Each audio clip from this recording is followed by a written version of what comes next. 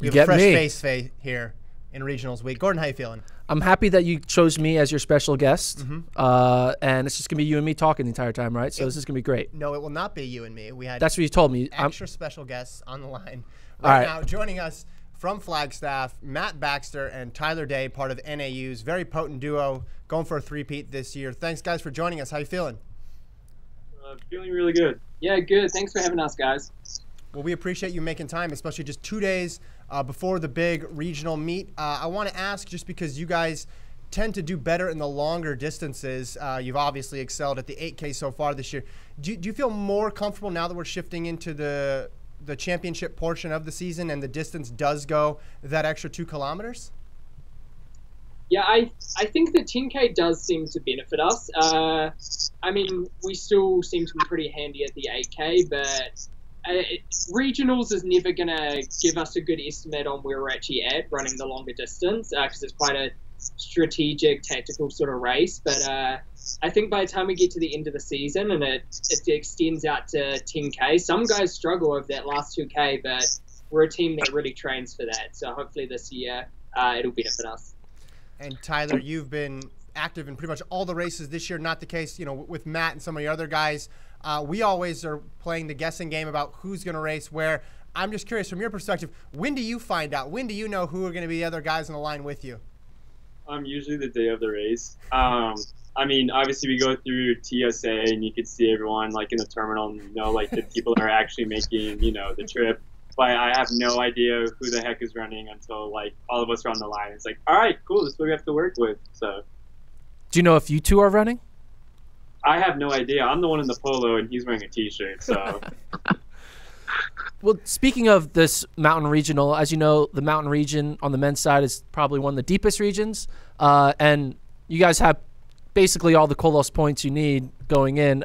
So you don't need to be top 2 to qualify. You could finish 5th, 6th, but obviously you have the talent to win, and you're going up against a team like BYU. So how do you approach a race where winning doesn't matter? You could get top 6 and you're in. So how do you approach this type of race?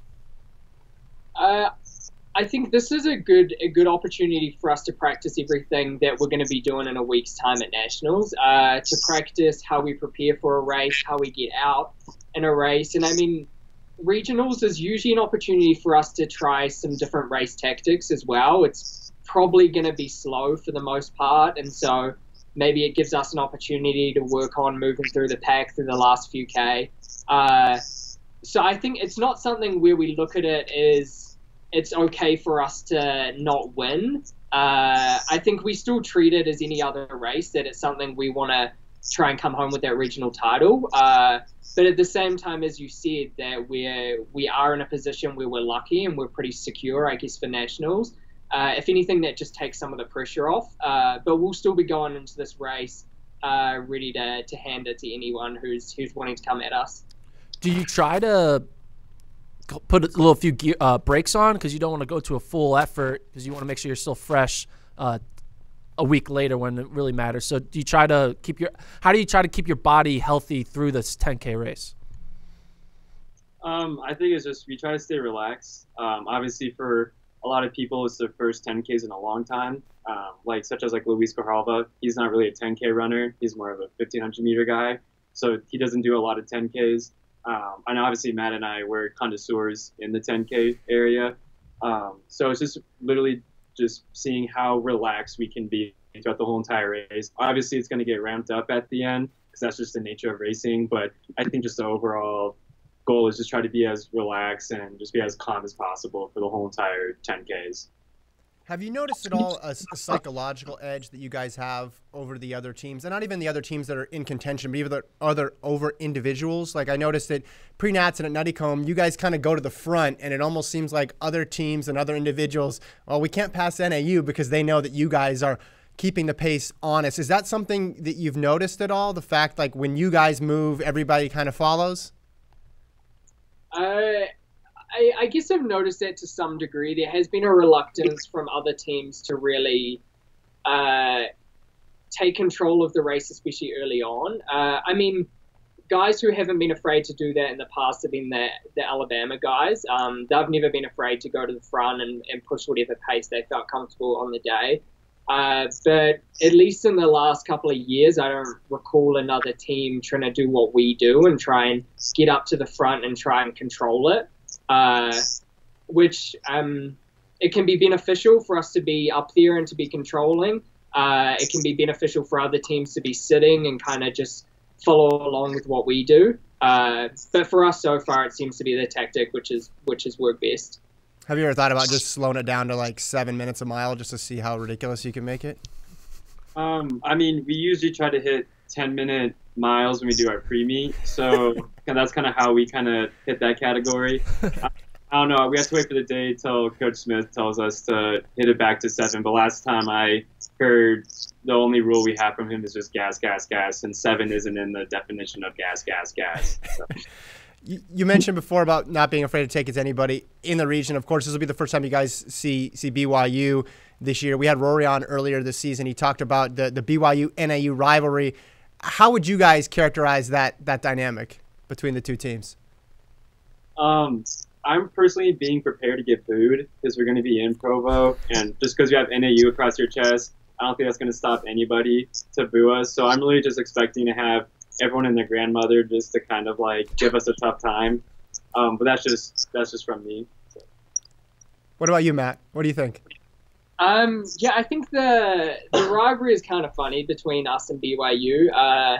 If anything, it's been hyped up externally, not necessarily from us or them.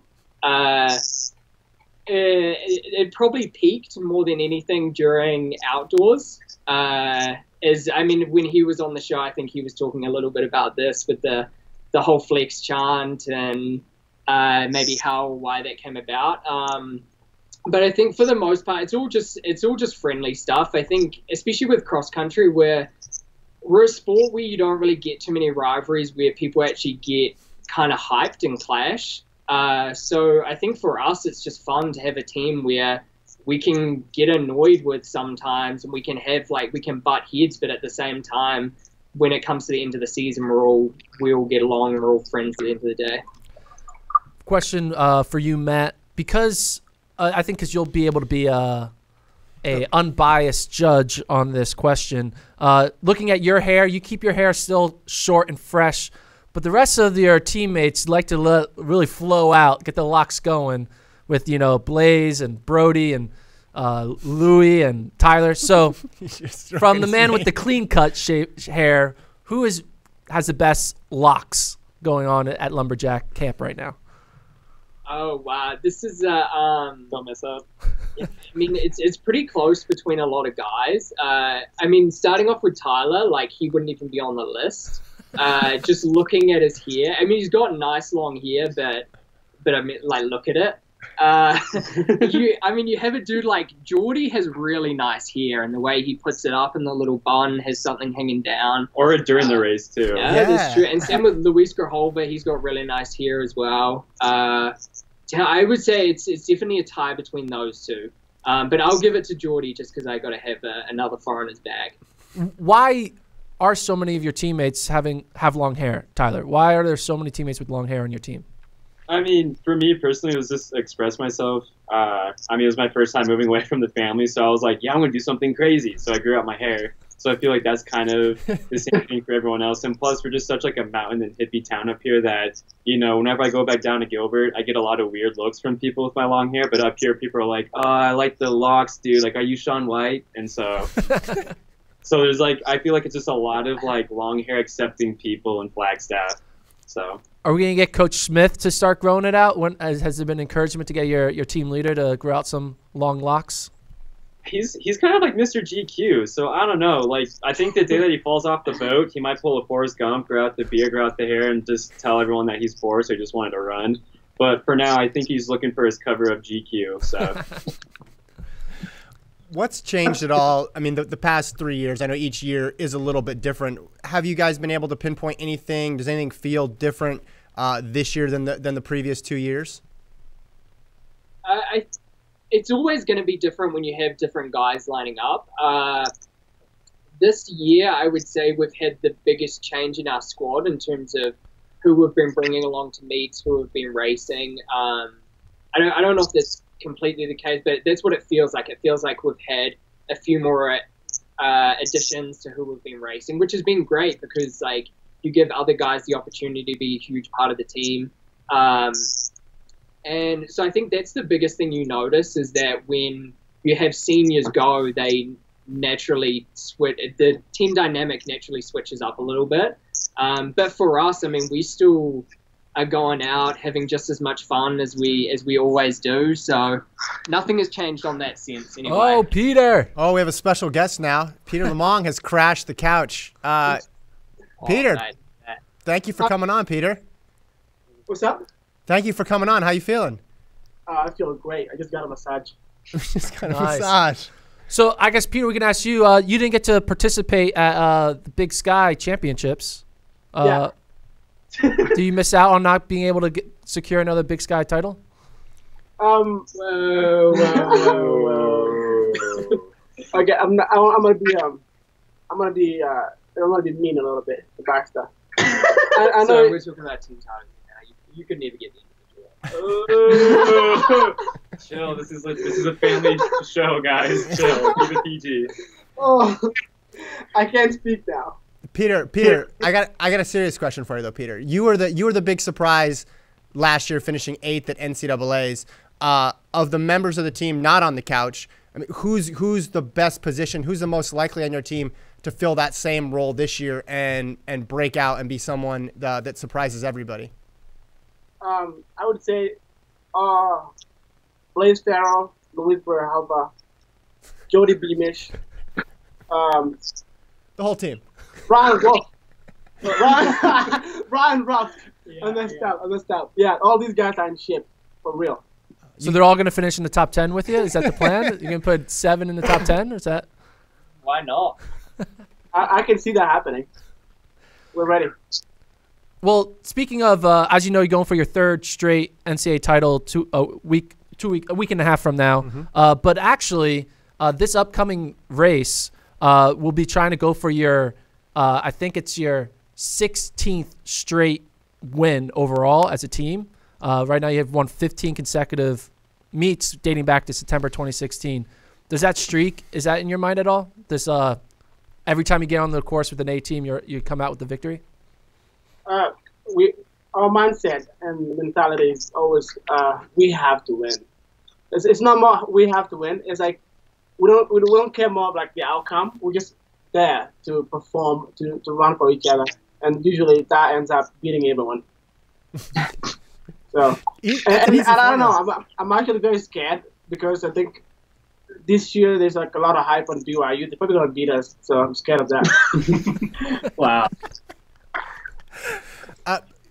Peter, you didn't get a chance to answer Gordon's question to Matt, which was rank the best hair on the team. Ooh, yes. Holiday. That's right. Oh, Wow. split Total decision. fact. Split decision. Yeah. Matt didn't even think Tyler today deserved a top 5 placing. Okay. Holiday, Luis, Beamish, Matthew, and then it has been me on the last one. So what do you guys, obviously you guys are racing on Friday, what do you guys do these 2 days before the race? Like you guys going laser tag every day like you did at NCAAs? Like what are you guys doing? Well, so today we're traveling. So it's either homework day and, as Willie Nelson would say, we're on the road again. And then, the day before the meet, just chill out, go to the course, clock off some 10-minute miles, do some strides, come back, eat some food, have Smith tell us the rah-rah-ree speech, and then the next day we try to rip it. Nice. Sounds like a good pre-meet. Simple. Simple. enough. Yeah, I like it. All right, well, we'll let you guys get to it. Thank you so much for coming on. NAU's Tyler Day, Matt Baxter, and Peter LeBlanc, the big 3 on that team that will be going for a Mountain Region title and then another NCAA championship in a couple days. We'll see you in Madison. Get some cheese curds. Thank you. Have a great day. Thanks, guys. All right, that was our guests. I mean, we went from having 1 guest all year to then 2 to having a surprise third person on the couch there. Just like Peter LeBlanc surprised everyone at NCAAs, he surprises us at this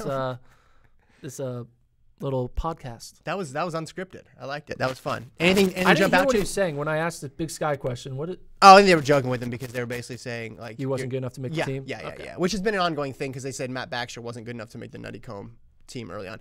I would characterize the NAU team as very loose and relaxed based on that interview. It doesn't seem like a team that's very tight, and they're not a team that's feeling pressure at all. You wouldn't know that these guys are going for a third title in 10 days, basically, right? Isn't that crazy that they've won 15 Yeah, they don't lose. races in a row since September 2016? Well, it's what Peter was saying before he made the joke there about the BYU thing was, usually we just go out there, we just run on our best, and we beat everybody. I mean, it's simple as that. So technically, Matt Baxter has never been on a team score that lost his entire time at NAU. Right. Which is crazy. 8 teams, yeah. All right, let's jump into the next part of the show. Which region to you is the most exciting this weekend? They're obviously our weekday because they're all starting on Friday. If you had to pick one of the, we got 9? One of the 9, who do you go with? Come on, man. It's the mountain region. We just talked to the boys at NAU. Get to see NAU versus BYU. It can be that matchup we want to see unfold. Again, we're not really going to know much from the matchup, but we get to see it live on Flow, which would be great. We weren't live at Mountain last year, but we are live this year. So I'm excited to see that. And obviously on the women's side, New Mexico, Colorado.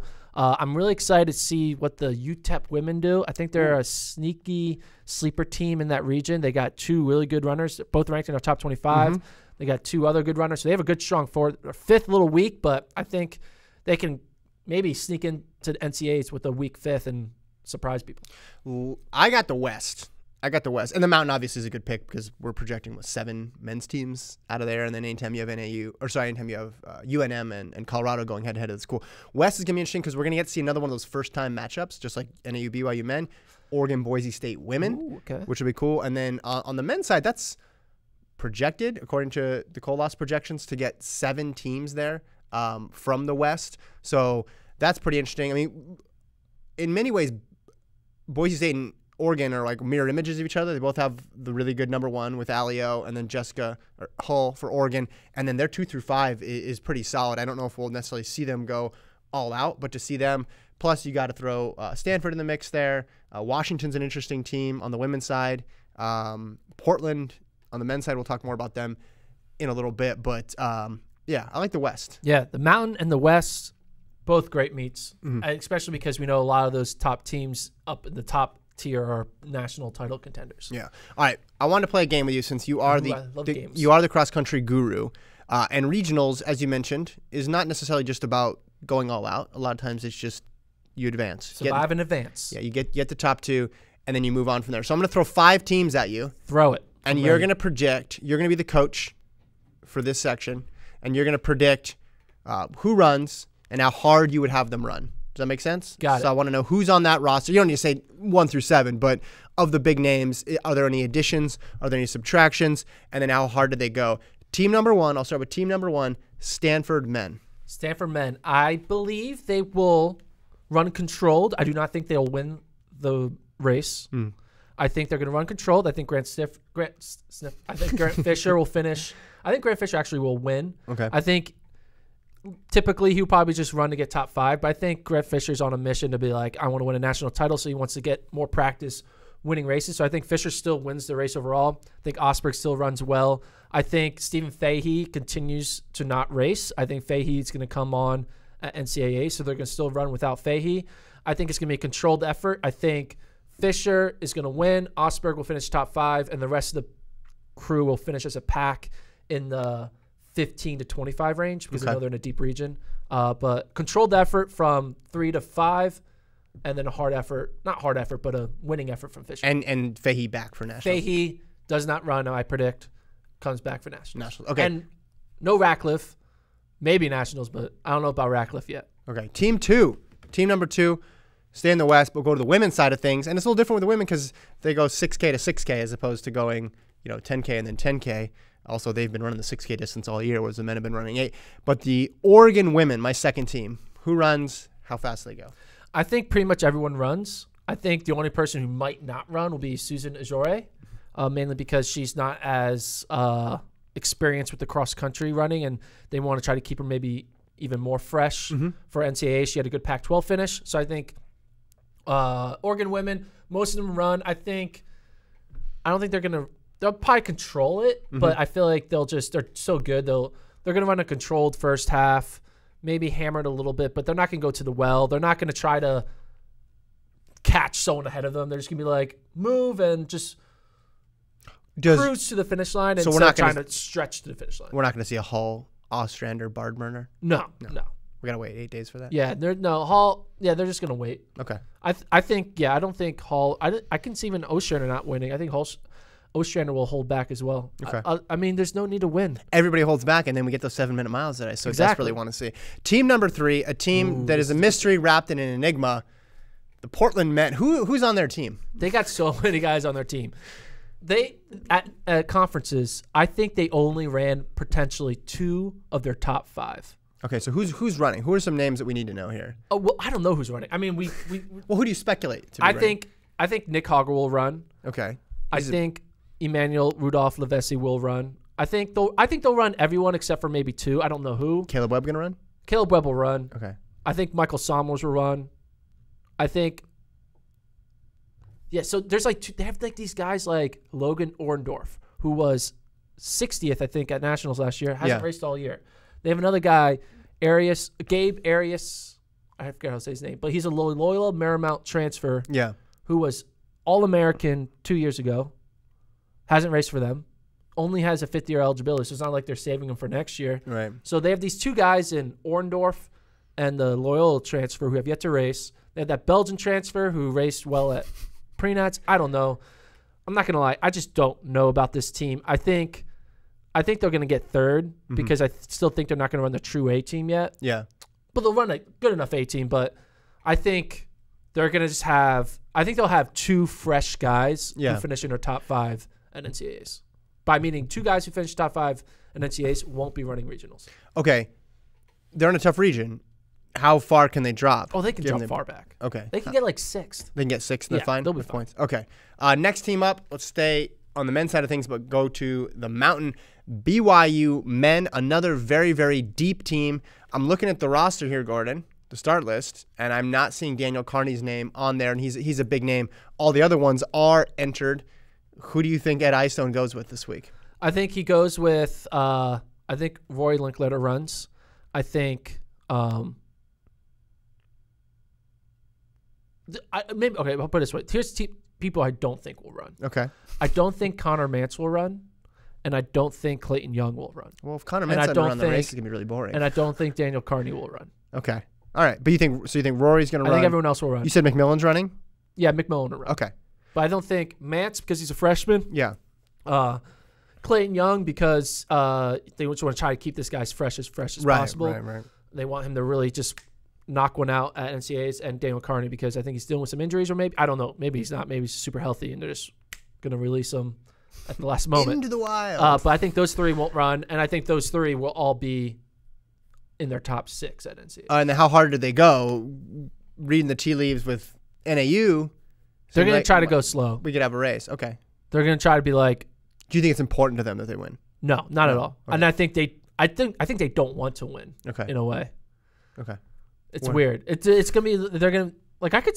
Yeah. I think they don't want to win Mountain Region because it's like they want to. They just want to focus on this mountain race as like a means to an end. Right. And like, it's like no one cares if you're leading after the first lap of 1500. Mm-hmm. It's just you're trying to scan a position. So this mountain region is just the first lap of a 5K. Okay. Except it's a 10K. Okay. Well, before another 10K. Yeah. It's a tough first lap. Yeah, it's tough first lap, but they're going to be fine. All right, last team here, and this is an interesting one. They might not even look at the results. They're going to be like, they're just going to go right to the bus. Yeah, they're just going to go. We go. They're in Provost. They don't even know who they beat, who they lost to. They're just going to assume they're fine. I like go that. Right to Madison. That'd be a power move. Just get on the plane. Not know where they finished. And then just go. And then we interview them at Madison, and they're like, we don't know. We got 3rd. Oh, yeah, cool. We got 7th? Man, we should have been sweating. This last one's interesting. The New Mexico women, interesting for a couple reasons. Again, because they're staying at 6K, but also New Mexico doesn't have a ton of depth. Yeah. That's been their Achilles heel all year. Do you think they sit anybody? I think they might sit one of their top. I think Wayne and Edna are just too good. They don't need to sit them. They're going to be strong. Mm-hmm. I think that Charlotte Prowse maybe someone where they know she's good and they're going to be like, hey, let's give her an extra weeks of rest just to really make her pop her senior year for that NCAA final. So I can see Charlotte Prowse sitting, Yeah. being a healthy scratch. I think the back half, I think there's no need to keep any of those people healthy because I think they just need more reps of racing. Yeah. But maybe there's one girl in the 5, 6, 7 range that he holds back to. He thinks, oh, they're gonna become my 5th woman if I just let them sit. Yeah. Mountain region. I mean, that 5th, they're still susceptible. I mean, that women's race is going to be amazing. I predict, though, right I'll now. make a prediction on that race. Winnie's gonna win. UTEP will get 2nd. UTEP will get 3rd. Edna will get 4th. No, Edna's gonna get like 6th. She's going to cruise. She's gonna cruise. Okay. She's gonna Winnie doesn't like cruising. She likes winning. So Edna's gonna be like, whatever, get like 6th. So yeah. All eyes are still on their 5th, right? Yes. I mean, that's the And on their 4th in a way too. yeah, because if they're not up to snuff, then it really becomes a wide open race with Oregon, Boise, Colorado, Arkansas all in the mix. If they have a 5 and a solid 4, more solid 4, I guess Cohen's solid, but if she becomes if she's like top 20 at NCAAs, then it gives you more breathing room. I mean, I think New Mexico can't be beat if they get a 5th. Oh, exactly. Yeah, they're the one team where they have one thing they need to fix, and if they fix it, They win. they win. All the other teams, like they need that to happen. Plus, they need to run really well. And it's like it's not the easy thing to fix. You can't you can't guarantee wave that your wand 5th is going to finish 35th overall and like you win. So yeah, in many ways, you'd rather be in another team's position where you're like, we know who we have, and we just need to bring it on that specific day. we just need to grind it. Yeah, But it is interesting how similar Boise State, Colorado, Oregon, and Arkansas. and Arkansas are in terms of 2 through 5 really solid, and they have one up front. Yeah, All of them have one up front. It's gonna be fun to see, and we'll begin to read those tea leaves this Friday. Mountain Region, Great Lakes Region, and West Region are all live on FloTrack, and then at that same time, or during that same time on Friday, starting at 10 a.m. Central, we're gonna be live on this very desk doing the Colas show. Colas. We'll be reading results and analyzing them, breaking them down from all 9 regions. It should be a ton of fun. Anything you want to mention about that? 10 a.m. to 3 p.m., 5 hours of nonstop Colas action. We'll give you all the live updates. We'll do live look-ins at the live events that we're streaming live on Flow. It's going to be awesome. I can't wait. I'm excited because at the end of it, I'm going to have a pizza party. Pizza party, yeah. So if you guys want to come to the pizza party, we're in Austin. Just come show up. Yeah, tweet at FloTrack or Hey, at Gordon Mack. We want some free pizza. Come on down. So Yeah, there it is. I can't guarantee the free pizza, but you never know. Wow, you backed out of that deal real quick. Thanks again to our guests from NAU, Matt Baxter, Tyler Day, and the surprise from Peter LeBlanc. Remember, all the action is going to happen right here on Friday. We'll talk to you guys then.